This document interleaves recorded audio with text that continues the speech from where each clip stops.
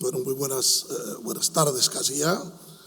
Me han pedido que sea bastante riguroso con el tema, así que con el tiempo, así que invito a mis distinguidos panelistas, por favor, el señor expresidente de Bolivia, señor Carlos Mesa, el secretario ejecutivo de la CEPAL, señor Suriñac, la señora Salazar, del Programa de las Naciones Unidas para el Desarrollo, y tenemos en línea al profesor José Antonio Campo. Perdón, es la señora Michelle Bouchet, directora regional para América Latina y el Caribe del Programa de las Naciones Unidas para el Desarrollo, PNUD. Entonces tenemos una mesa bastante distinguida. Bienvenido. No nos garantiza todo el equilibrio de género que querríamos, pero algo es algo, ¿no? Bueno, para proveer contexto, voy a comenzar leyendo.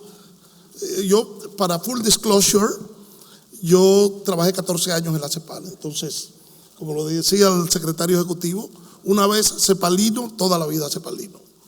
Entonces, quiero citar cómo comienza el estudio económico de este año que acaba de publicar la CEPAL. Dice el estudio económico: en el año 2023, los países de América Latina y el Caribe enfrentan un escenario complejo. Continúa el bajo crecimiento económico, la inflación, si bien se observa una caída en su dinámica, la tasa permanece en niveles superiores a los observados antes de la pandemia. La tasa de interés se mantendrá relativamente alta en lo que resta del año. La deuda pública se sitúa en niveles elevados, lo que junto al aumento de las tasas de interés externas hace prever un espacio fiscal limitado para el conjunto de la región. Se anticipa un menor dinamismo en la creación de empleos. Y paro ahí porque si no nos ponemos a llorar todos.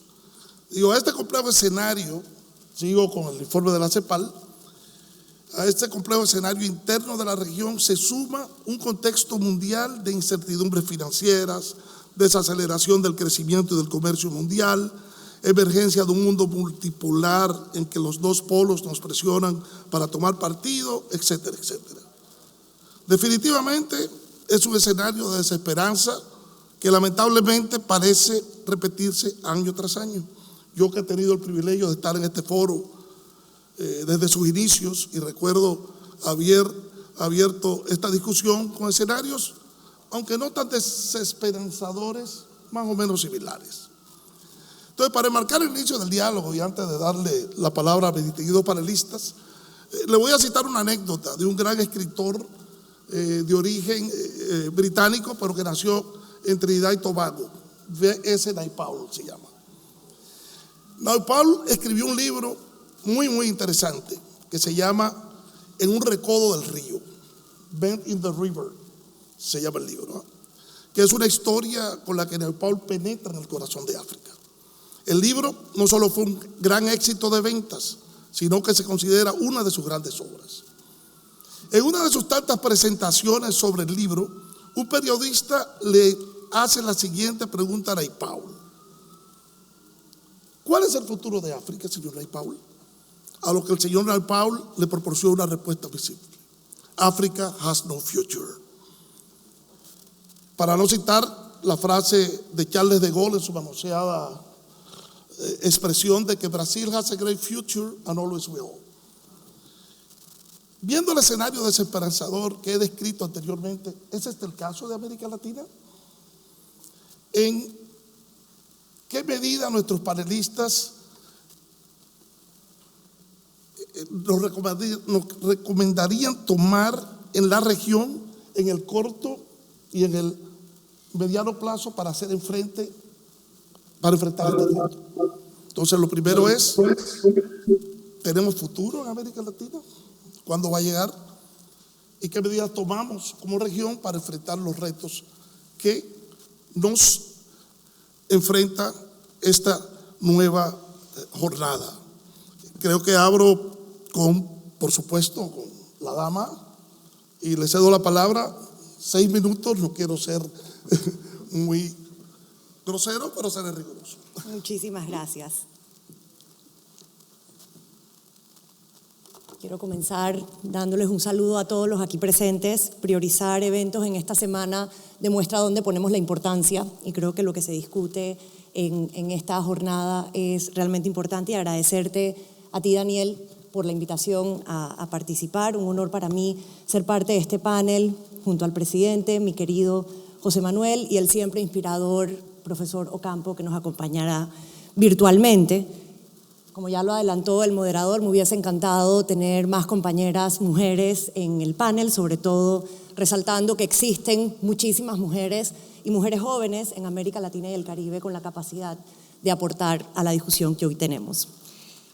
Creo que el tema de oportunidades económicas, y teniendo aquí una fuerte presencia cepalina, como nos dice el moderador, con José Manuel, con el profesor Ocampo, que también ha estado al frente de la CEPAL, pues tendremos la oportunidad de entrar en mayor detalle en esta lectura de contexto, y yo me referiré brevemente a algunas, pero luego quiero aterrizar en un punto que es el habilitador para que todas estas oportunidades puedan convertirse en algo real y tangible en nuestra región.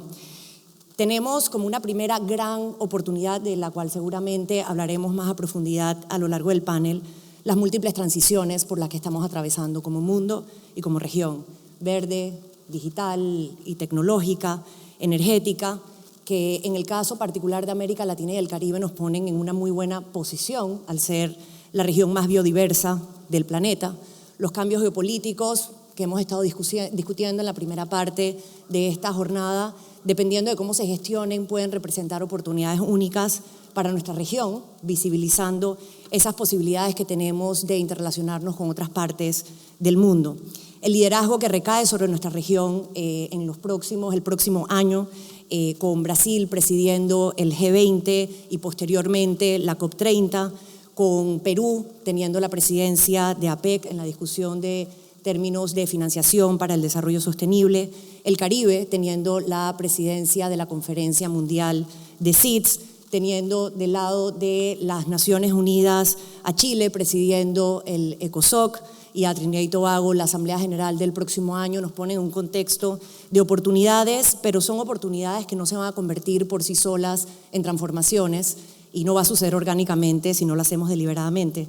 Y de esta manera yo quisiera entrar en un elemento que es ese habilitador clave para que todo esto suceda, y que es la necesidad de avanzar también en paralelo hacia la construcción de una gobernanza efectiva como precondición para el desarrollo sostenible en nuestra región. Y esto ya lo consagra la propia Agenda 2030 al reconocer en su objetivo de desarrollo sostenible número 16 como el gran facilitador, junto con el objetivo de desarrollo 17, alianzas para hacer posible la ambición de los objetivos de desarrollo sostenible. El objetivo de desarrollo sostenible 16 seguramente todos en esta sala lo conocen, pero no está de más repetirlo siempre que sea posible: justicia, paz, instituciones sólidas como precondición para el desarrollo sostenible y duradero. Y esto se encuentra reflejado en nuestro mandato como el PNUD, se encuentra reflejado en nuestro programa regional para América Latina y el Caribe, que es el que enmarca la oferta que nosotros presentamos a los países a través de nuestras 23 oficinas de país, siempre en línea con las prioridades nacionales. Y la reconocemos, la gobernanza efectiva, como un instrumento para crear oportunidades para las personas, para que puedan forjar su propio destino. Y para esto consideramos que es tremendamente importante en todas estas discusiones reivindicar el vínculo entre gobernanza y desarrollo, entre gobernanza y desarrollo humano. Vínculo que no es nuevo, y el profesor Ocampo en su intervención podrá referirse al mismo, habiendo sido él parte de ese primer informe sobre democracia y desarrollo en América Latina y el Caribe ya en el año 2004, donde se plasma una frase que creo que es clave revisitar y recordar, y es que la democracia es desarrollo humano en la esfera de lo público. Como directora regional del PNUD, para mí una altísima prioridad es poder continuar escribiendo esa tradición de nuestra organización en términos de gobernanza, una tradición que lleva ya más de 20 años, pero que también demanda de adecuarse a los desafíos actuales y a las oportunidades que vamos a conocer de la mano del resto de los panelistas en esta discusión. es entender que esto es un proceso y es un proceso que tiene que verse desde una lógica de inclusión y de justicia social para que todas estas transiciones, transformaciones, oportunidades productivas que pueda haber en nuestra región se traduzcan en verdadero desarrollo inclusivo, sostenible y resiliente en nuestra región. Y esto no solo es nuestro mandato, esto es necesario y yo estoy firmemente convencida de que es posible. Y creo que ahí entramos en un punto fundamental. La situación que vive la región es crítica y esto lo hemos visto y lo seguiremos viendo a lo largo de la jornada. Estamos experimentando una polarización política sin precedentes, niveles altísimos de incertidumbre, preocupante desconfianza en nuestras relaciones interpersonales y en nuestras instituciones democráticas, un deterioro en la democracia en sí misma, pero al mismo tiempo continuamos siendo la tercera región más democrática del planeta. Y eso es importante considerarlo a pesar de lo difícil, de los desafíos que estamos experimentando, y una frase que ustedes habrán escuchado, pero que también vale la pena recordar y reiterar, y es: los problemas de la democracia se resuelven con más democracia, y creo que es oportuno recordarlo. Pero hay dos palabras claves en este proceso, de reivindicar el vínculo entre gobernanza y desarrollo humano, y el transformar oportunidades en realidad en nuestra región, y es diálogo e inclusión. Son definitivamente la clave, sobre todo considerando que seguimos siendo la región más desigual del planeta. Algunos datos dicen que la segunda más desigual, la más desigual, igual es terrible la desigualdad persistente, las desigualdades persistentes en nuestra región. Y este diálogo es el que nos va a permitir contrastes de ideas, construcción de consensos en un momento de polarización, acercar esos extremos. Y tienen que ser plurales y tienen que considerar la participación de mujeres, de jóvenes, de grupos indígenas, de minorías tradicionalmente excluidas de los procesos de toma de decisión y de diseño de política pública, y que fácilmente nos hace entender por qué somos la región más desigual del planeta. Y no se trata de discutir entre los mismos, no se trata de discutir entre los que pensamos iguales, se trata de atrevernos a llevar extremos en una conversación para encontrar esos puntos comunes a nivel de país y que nos permitan refundar nuestros pactos sociales, pero también a nivel de región, que nos permitan tener unidad por encima de nuestras diferencias. Y en ese sentido, y voy concluyendo, señor moderador, estoy consciente del tiempo, creo que es fundamental que seamos capaces de pasar de la crítica al compromiso, de dejar de discutir y señalar qué están haciendo mal otros y cómo los gobernantes y los políticos podrían hacerlo diferente. Creo que algo que tiene en común este panel es que todos hemos sido parte del servicio público y entendemos, bueno, señor presidente, no se lo voy a decir yo a usted, entendemos la complejidad que es estar del lado de la toma de las decisiones. Entonces no se trata simplemente de decirles a otros cómo lo deben hacer. Y yo empezaría con la pregunta clave: ¿qué puedo hacer yo? ¿Qué podemos hacer nosotros desde nuestros roles? Pero más allá de nuestros roles individuales, ¿qué podemos hacer juntos? Y ayer justamente yo diría que el evento insignia que como PNUD en Latinoamérica presentamos en el marco de esta Asamblea General de las Naciones Unidas fue precisamente una conferencia anual sobre gobernanza y desarrollo en América Latina y el Caribe, junto con CAF, el Banco de Desarrollo, y que viene acompañado del lanzamiento de una serie de diálogos regionales que busquen propiciar precisamente estos puntos de encuentro, y a los cuales, si bien lo estamos ofreciendo y abriendo desde el PNUD y desde CAF, están abiertos a todos, están abiertos a que sigamos la conversación que ya tenemos y la alianza que tenemos con IDEA, al trabajo que adelantamos muy de cerca con José Manuel en CEPAL, y utilizar estas plataformas para encontrarnos y para comenzar con lo que está en nuestro alcance, y desde ahí tratar de ir permeando, teniendo siempre presente y en la mira la posibilidad y la apertura a la inclusión para poder juntos, desde la unidad, construir y dar formas y posiblemente y ojalá escribir un nuevo capítulo en la historia democrática de América Latina y el Caribe. Gracias de nuevo, Daniel, por la invitación, y gracias a todos ustedes.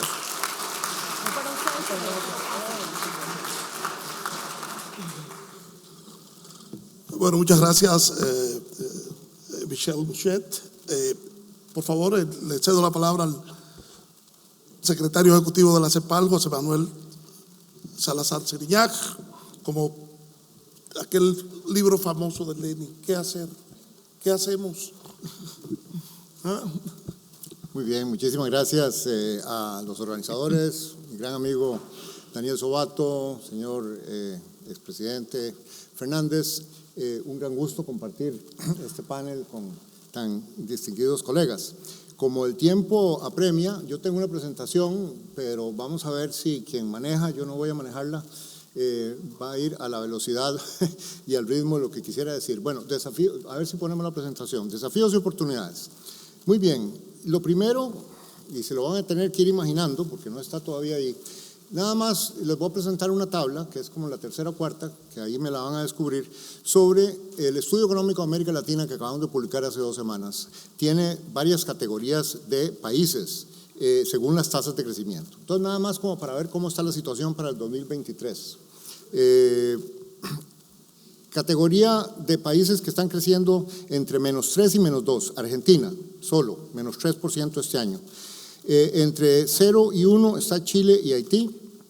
Entre 1 y 2% Uruguay, Colombia, Perú y Cuba, etcétera. Esto no es para que se aprendan los datos. Más de 5% este año solo Panamá, 5.1%. Y tenemos la proyección para el 2024, pero bueno, ya no me pongan ese cuadro porque ya lo pasé. El otro, que sería muy interesante que pudieran verlo, es un gráfico que tiene las tasas de crecimiento de América Latina. Se lo puedo describir. Bueno, las tasas de crecimiento de América Latina es el 1, 2, 3, 4, 5, 6, 7, por favor. De 1950 hasta el presente por década. Y le van a ver, esto ya lo pasamos, el número 7. Van a ver ahí que el promedio móvil S, en las 3 décadas de los 50, de los 60, de los 70, habían tasas de crecimiento de 4,9, 5,7, 5,9. Luego vino la famosa década perdida de los 80, tasa de crecimiento promedio de América Latina 2%. Luego viene una cierta recuperación, no como en la posguerra, ¿verdad? Esos 30 años, pero sí de 3%, 2.1.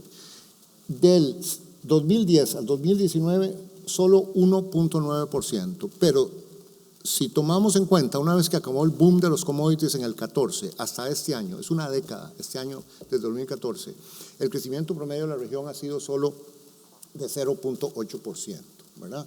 Bajísimo. Es decir, ¿qué hacemos con crecimiento promedio de 0.8%? Es una década más perdida que la década perdida.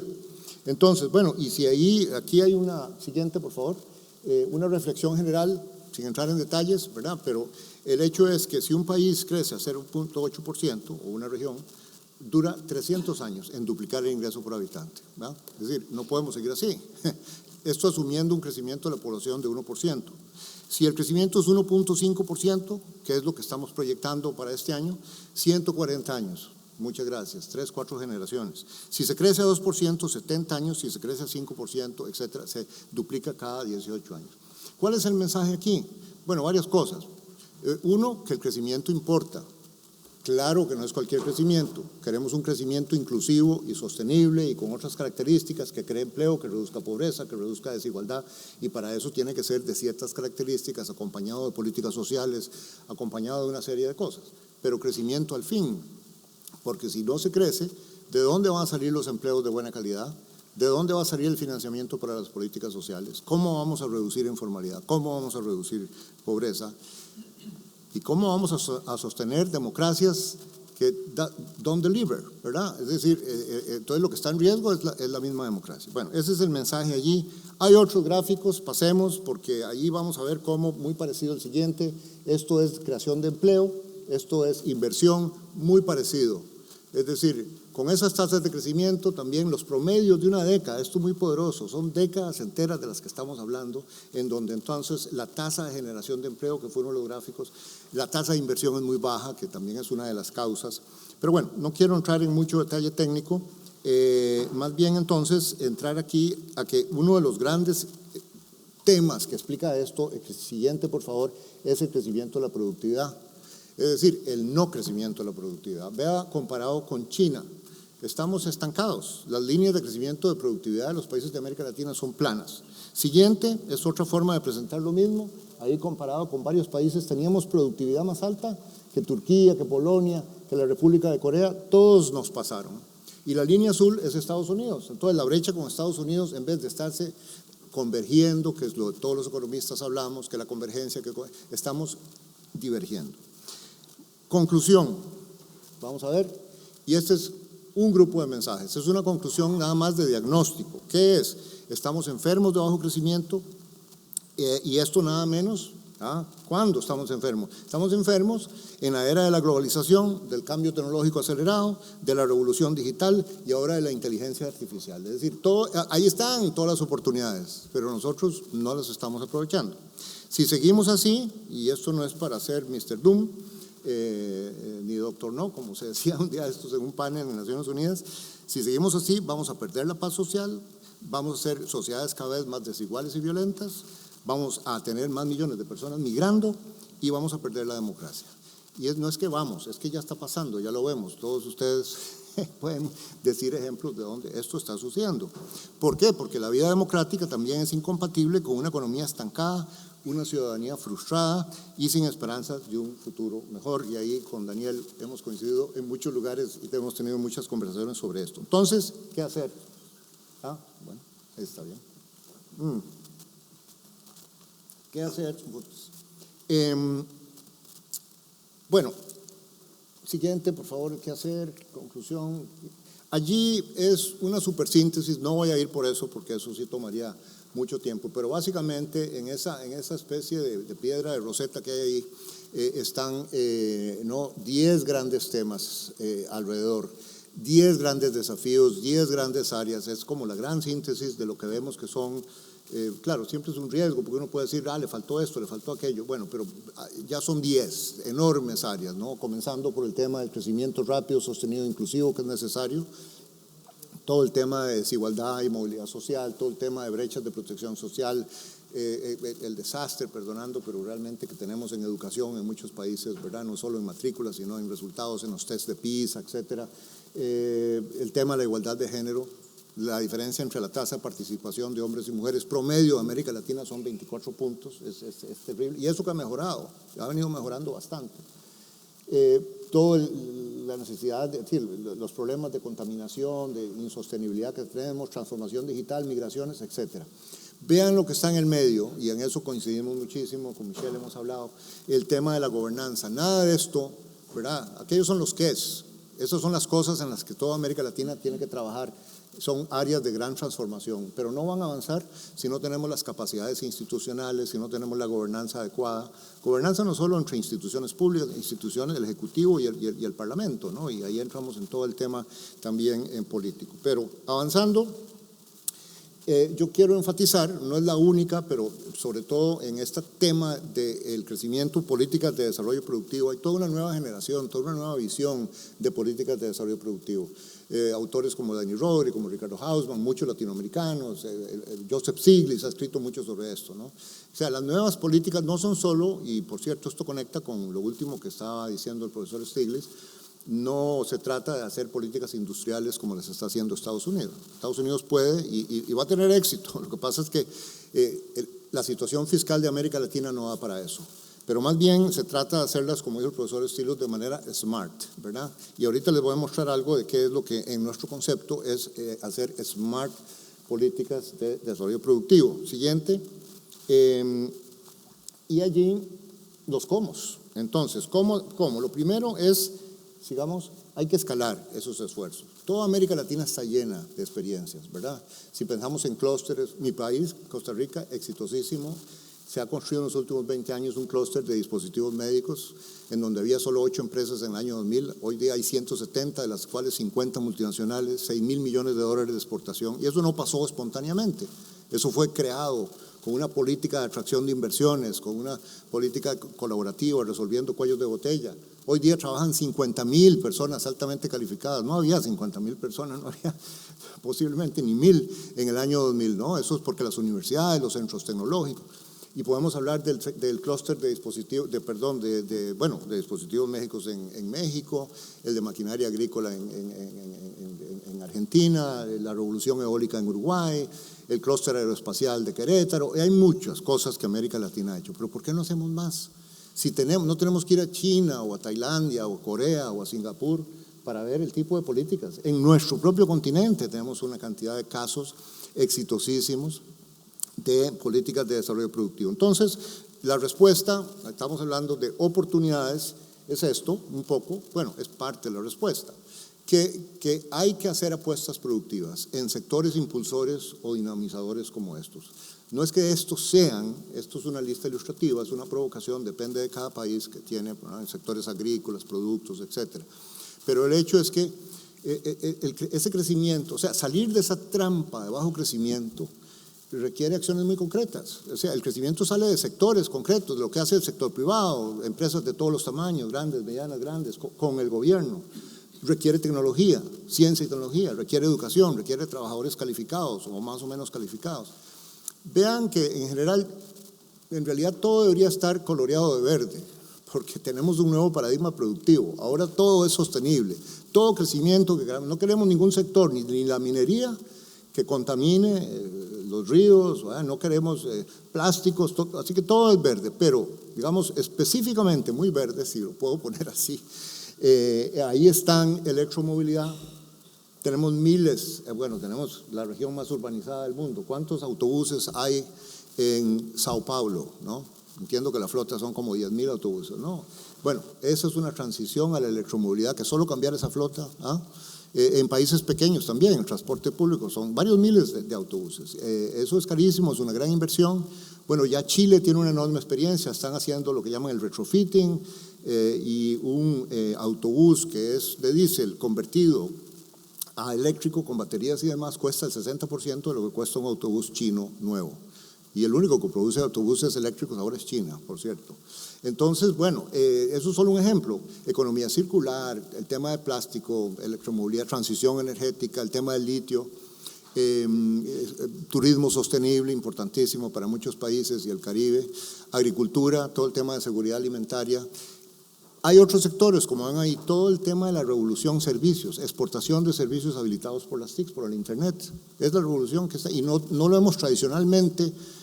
Parte del mensaje aquí es, claro que la manufactura avanzada, y ahí está la manufactura en general, pero la apuesta hoy día, y esto viene de la CEPAL, no es solo la industrialización, es las políticas de desarrollo productivo. Porque hoy Industria 4.0 son los servicios modernos, de Industria 4.0 la agricultura moderna, que usa drones, etcétera, etcétera. Entonces, bueno, eso es parte de lo que vemos como solución.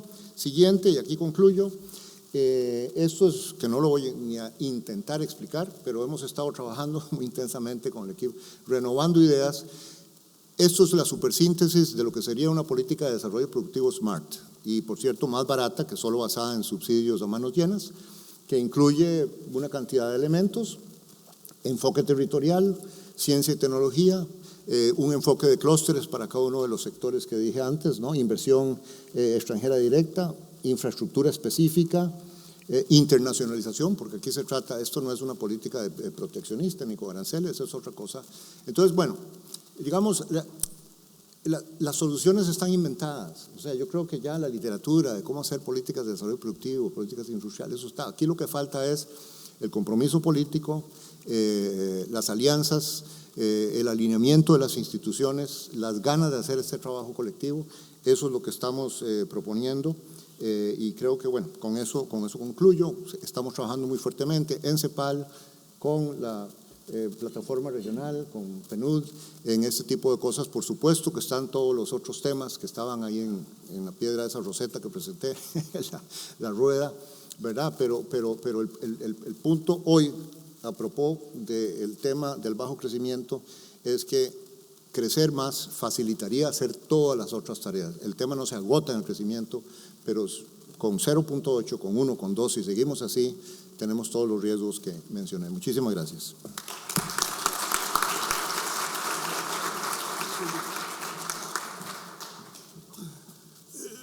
Muchas gracias, señor Zubillac. Creo que nos han señalado un camino para dejar atrás la desesperanza. Le doy la palabra al profesor José Antonio Campo, quien fue secretario ejecutivo de la CEPAL y fue subsecretario general de la ONU en DESA. Profesor Ocampo, tiene la palabra. Sí, bueno, muchas gracias. Encantado de estar por lo menos por este medio, que sería mucho mejor estar allá presente para... Y quiero pues agradecer a Daniela, a Leonel por la invitación para estar con ustedes, y obviamente dichoso de compartir este panel. algunas de las ideas que iba a presentar y sobre eso resalto lo que acaba de mencionarle el secretario ejecutivo de la CEPAL, José Manuel. Y yo comenzaría tal vez resaltando que hay dos problemas esenciales. Uno es este problema de los periodos de bajo crecimiento.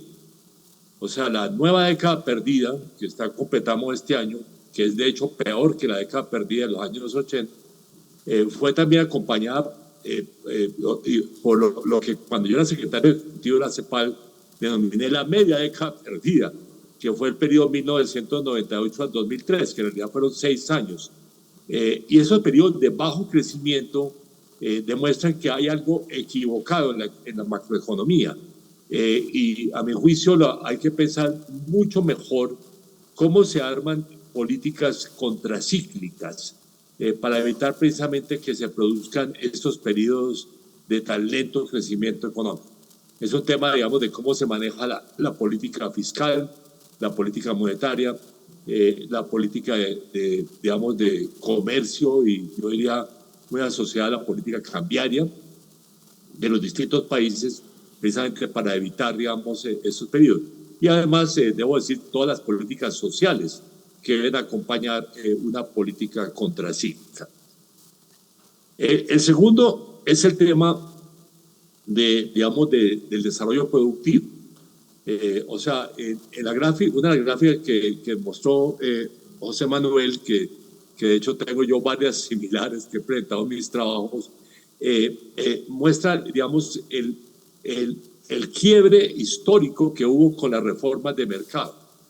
O sea, América Latina creció mucho más, digamos, entre 1950 y 1980 con las políticas de industrialización de entonces, digamos, muy apoyadas, de hecho, por la CEPAL en esa época, y en cambio, digamos, su crecimiento de las reformas de mercado ha sido muy lento.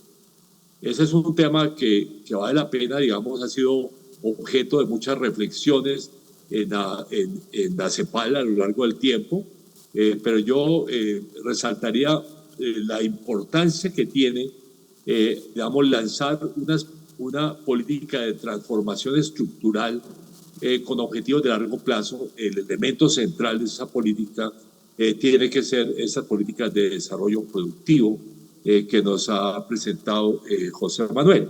De hecho, digamos, cuando yo fui secretario ejecutivo de la CEPAL, insistí mucho en que habláramos de política de desarrollo productivo y no de política industrial, porque hay muchos elementos adicionales a los de la estricta industria manufacturera, como son hoy en día los de servicios, pero tradicionalmente, y todavía, digamos, todo el desarrollo de las cadenas productivas basadas en recursos naturales, en los cuales somos abundantes, en los cuales yo diría que hoy en día, por ejemplo, digamos, todo lo que es la seguridad alimentaria mundial da unas oportunidades importantes para América Latina, así como, digamos, la transformación energética también para los países que son ricos, digamos, si se quiere, en viento y en sol, como el mío, como Colombia. De manera que esas son oportunidades que no se deben despreciar. Y además las del sector de servicios, digamos, tanto exportación de servicios como, digamos, cómo nos integramos de la forma más dinámica a esas tecnologías digitales que, digamos, que han sido el centro, o que son el centro de desarrollo productivo de hoy. Sobre ese tema del desarrollo productivo, yo resaltaría tal vez un elemento adicional que no lo vi muy claro en la exposición de José Manuel, que es las políticas de investigación y desarrollo. Una de las vergüenzas de América Latina son los bajísimos niveles digamos, de gasto en investigación y investigación.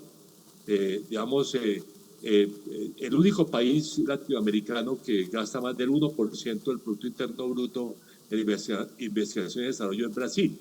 Pero la mayor parte, digamos, destina incluso una pequeña fracción del 1%, digamos 0,3 o 0,4, 0,5%. O sea, muy por debajo de los estándares, digamos, de la OCDE, de la OCDE, pero también de los países que han tenido éxito en esa materia, como puede ser China o la República de Corea. Por lo tanto, digamos,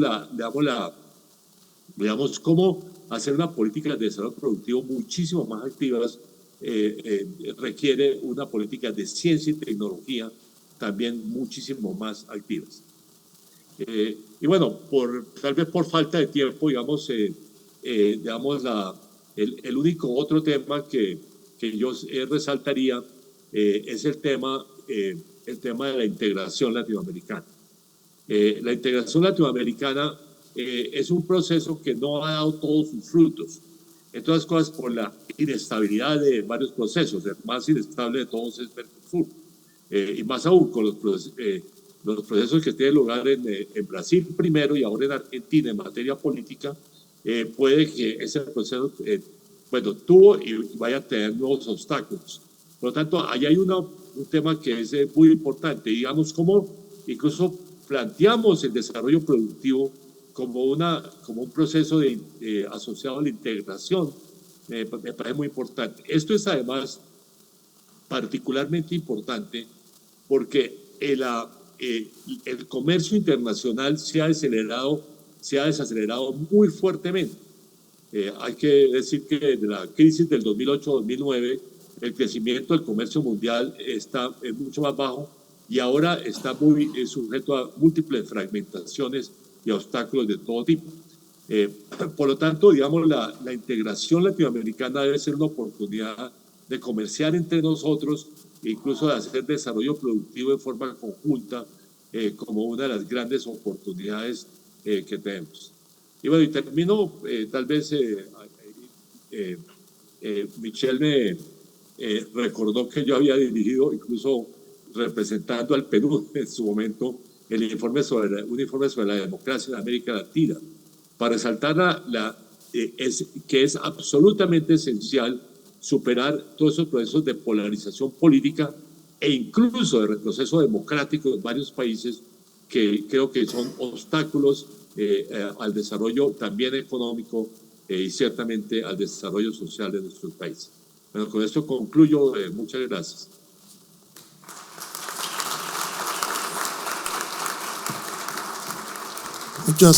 Muchas gracias, profesor Ocampo. Bueno, y qué mejor forma de terminar este panel que con el expresidente Carlos Mesa, expresidente de Bolivia, alguien que ha estado sentado donde se cuecen las papas, ¿no? Señor presidente, tiene la palabra. Muchas gracias. Muchísimas gracias por la oportunidad. Permítanme hacer una evaluación o una mirada desde el punto de vista de la política, que es la actividad fundamental a la que me dedico. Primera reflexión: políticas de largo plazo. América Latina debería descubrir que ha tenido una larga historia de ciclotimia política, una larga historia pendular de la idolatría del Estado a la idolatría del mercado, de un nacionalismo exacerbado y malentendido que ha generado resultados contradictorios desde el punto de vista de su desarrollo político, social y económico. Los cuadros que nos ha mostrado el secretario ejecutivo de la CEPAL son muy elocuentes en esa dirección. Los periodos de crecimiento, los periodos de llamadas décadas perdidas, los periodos de recuperación, tienen que ver con la imposibilidad de entender que es imprescindible una alianza entre Estado y empresa privada y que es imprescindible hacerlo desde una perspectiva constructiva y desde una perspectiva que permita llevar adelante iniciativas de mediano y largo plazo en el ámbito fundamental de la inversión y de los esfuerzos que a cada parte le corresponden. Un Estado que lo controla todo o un Estado que no tiene percepción de nada son dos contradicciones que no debemos aceptar. La lógica te dice que el Estado tiene responsabilidades fundamentales, pero no para llevar adelante el manejo de la empresa, para convertirse en un empresario, para convertirse en un motor equivocado del desarrollo, porque no le corresponden ciertas tareas que debería llevar a cabo otro sector. No es una lógica excluyente, es una lógica complementaria. Es una necesidad fundamental de entender que el desarrollo sostenible requiere de un giro con lo que decía al principio, políticas de largo plazo, políticas que lleven adelante la transformación de un mecanismo productivo obsoleto, de un mecanismo de consumo inaceptable y de una necesidad de definición de nuestro consumo energético y nuestra producción energética. América Latina se ha enamorado del hecho de ser una de las regiones con mayor riqueza de recursos naturales y sus ciclos están tan absolutamente condicionados por los precios internacionales de esas materias primas que la ciclotimia se mantiene y que no hay posibilidad de encontrar un equilibrio para descubrir algo fundamental, aprovechar los momentos de bonanza para construir modelos productivos distintos y modelos de desarrollo que tengan valor agregado, pero no en el sentido clásico del industrialismo de los años 50 o 60, sino en aquello que nos decía el profesor Stiglitz, cómo la economía se está desplazando al nivel de los servicios. Y en el nivel de los servicios podemos llevar un desarrollo fundamental y muy significativo. El otro elemento clave tiene que ver con comprender lo que representa la crisis climática que estamos enfrentando en regiones que no están dispuestas a entender que esta no es una competencia de reclamos o de decir quién es más culpable del desarrollo mal llevado adelante. Probablemente sea cierto que sean los países desarrollados, pero no lo es menos que nos toca ahora a todos compartir esa responsabilidad. Una responsabilidad que implica el fin de la desertificación, el fin del desbroce de la selva para convertirla en sectores agrícolamente productivos exclusivamente, como si no hubieran otros caminos posibles de desarrollo alternativo y de desarrollo sostenible que no contamine y que no establezca una absoluta imposibilidad del Estado de controlar la lógica de esa depredación sin límite y sin clemencia. Algo que los latinoamericanos tenemos que enfrentar con una mirada renovada y nueva tiene que ver con la informalidad económica. La informalidad económica plantea varias preguntas, una vinculada a la fiscalidad. Las demandas de presión fiscal o de recuperación a través de los impuestos, inversión pública, no parecen tener una respuesta equivalente en la incorporación de un sector fundamental de la sociedad al mercado formal, a la bancarización, al sistema financiero. Esa realidad nos da una respuesta ambigua. Por una parte, la necesidad de formalizar y por otra parte, el colchón de la informalidad que nos permite la sobrevivencia de un sector fundamental de la sociedad. ¿No es tiempo ya de preguntarnos cómo encaramos la realidad de la informalidad de otra manera que no sea la tradicional, de la incorporación al sistema formal tradicional? A través de pymes es una respuesta, pero no suficiente. A través de incentivos de incorporación en el sector formal es otra, pero no debemos descuidar el hecho de que no hay posibilidades de un desarrollo integral con una fiscalidad tradicional como la del mundo desarrollado, con una informalidad que tiene esa combinación tan curiosa de ser un colchón para evitar la pobreza extrema y de ser una imposibilidad de generar una recaudación fiscal adecuada. El otro elemento que me parece clave tiene que ver con el aprovechamiento y desaprovechamiento de los momentos cruciales de crecimiento que tuvimos. En la década que debimos haber ganado, no ganamos nada.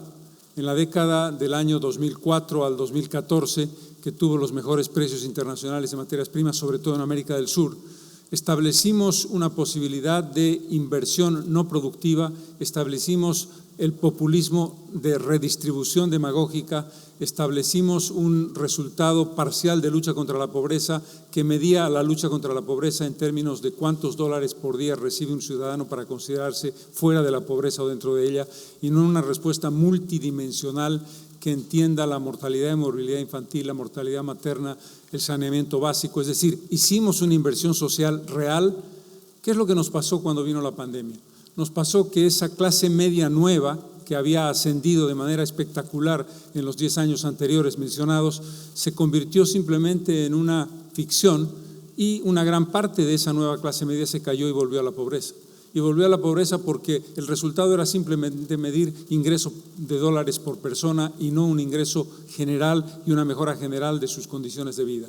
El populismo se comió una gran parte del éxito porque necesitó, para llevar adelante sus resultados, el distribuir el tema de los fondos condicionados, de los bonos en favor de la sociedad, que recibió ese dinero en efectivo, que le permitió moverse económicamente con cierta utilidad, pero que no tuvo la capacidad de establecer respuestas estructurales de largo plazo.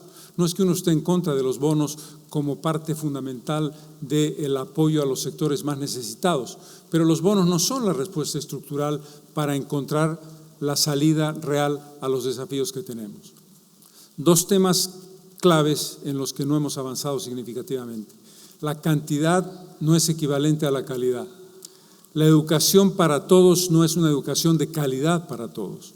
Y América Latina no tiene una educación de calidad. Y América Latina no tiene la posibilidad de competir en términos de sus estructuras educativas básicas en el nivel primario, en el nivel secundario y en una educación superior que está totalmente superada porque carece de las características mínimas de competitividad internacional en función de estándares internacionales y mediciones internacionales. El mismo problema que tenemos con la salud. La salud para todos no es una salud de calidad para el bienestar y eso implica la reorientación de la inversión. Todos estos elementos que son aparentes respuestas o desafíos técnicos de mediano y largo plazo, ¿qué tienen que ver con la política? Tienen que ver con una lógica vinculada a los desafíos planteados por los dos panelistas anteriores y también por José Ocampo, que es gobernanza, que es polarización, que es blanco y negro, que es amigo-enemigo. La realidad objetiva en la mayor parte de los países de América Latina es que la polarización ha generado la imposibilidad del diálogo.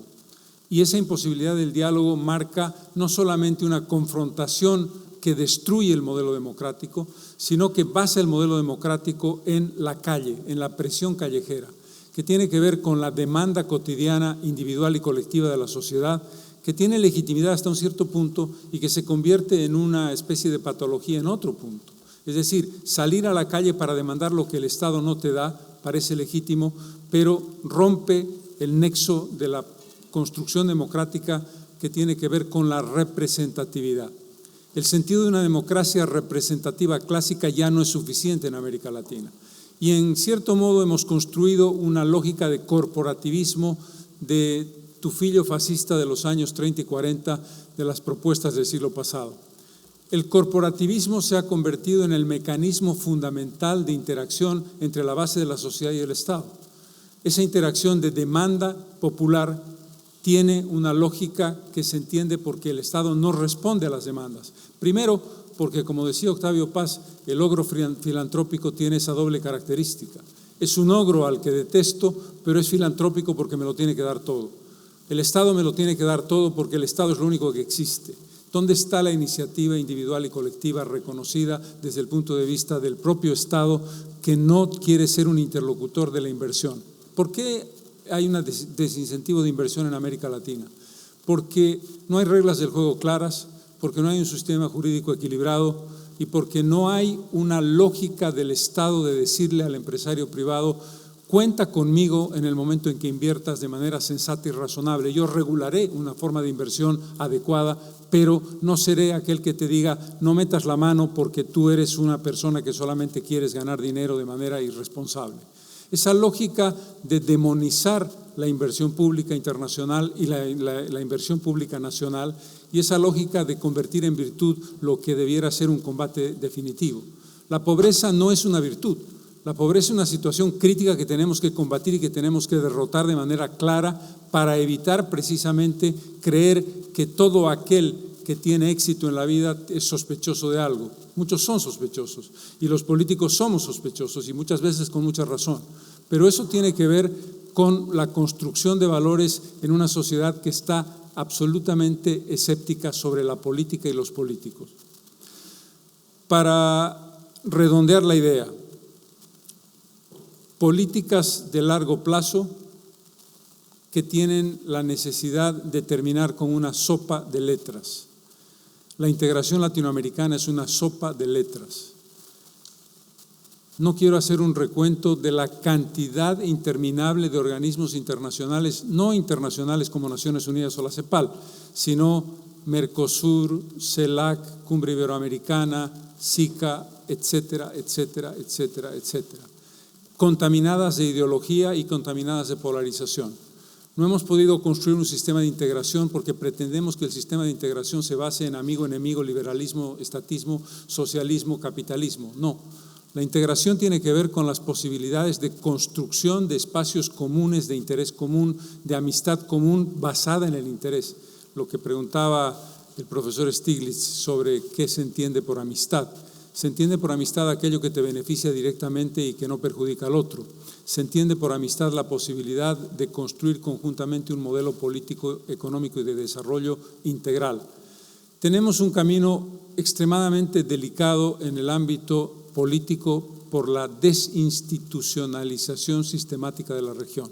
Salvo excepciones, tenemos un péndulo brutal que nos lleva de un extremo al otro sin solución de continuidad. Y en ese contexto lo que tenemos necesidad de hacer es reencontrarnos sobre la base de cuál es el rol que pueden jugar los organismos internacionales en una política externa de los países latinoamericanos.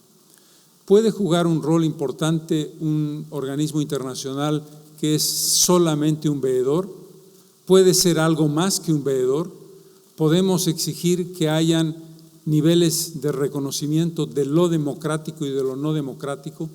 Tenemos necesidad de llamar a las cosas por su nombre y llamar dictadura a lo que es una dictadura y llamar democracia a lo que es una democracia.